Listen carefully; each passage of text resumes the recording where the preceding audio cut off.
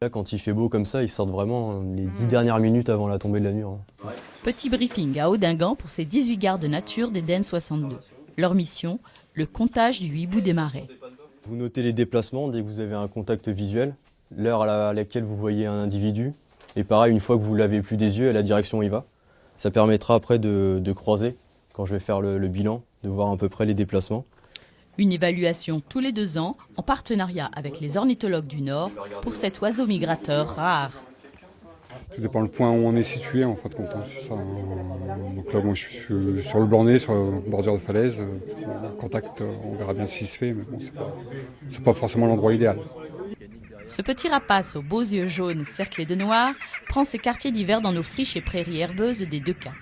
Souvent confondu avec la chouette, on ne compte qu'une centaine de couples en France. Donc là, en gros, Antoine, l'idée c'est que tu te mettes sur le versant nord, tu vois, de l'autre côté. Jusqu'aux dernières lueurs, les yeux rivés sur le paysage et les doigts glacés sur leurs jumelles, les éco-gardes tentent d'apercevoir un des 18 hiboux des marais recensés en Nord-Pas-de-Calais. Bah là, on a quasiment un ciel bleu, quoi. On a très peu de vent. Et du coup, on a une luminosité importante. C'est vraiment des très bonnes conditions d'observation, quoi.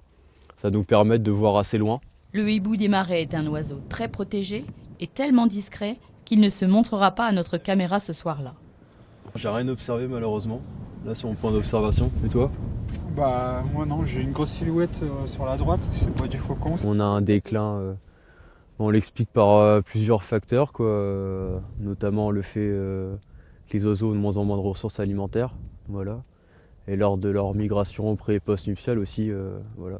Ils n'ont pas une ressource assez suffisante ou il peut avoir arrivé beaucoup de choses. Depuis 15 ans, un tiers des oiseaux d'Europe ont disparu. Et ça, c'est pas chouette.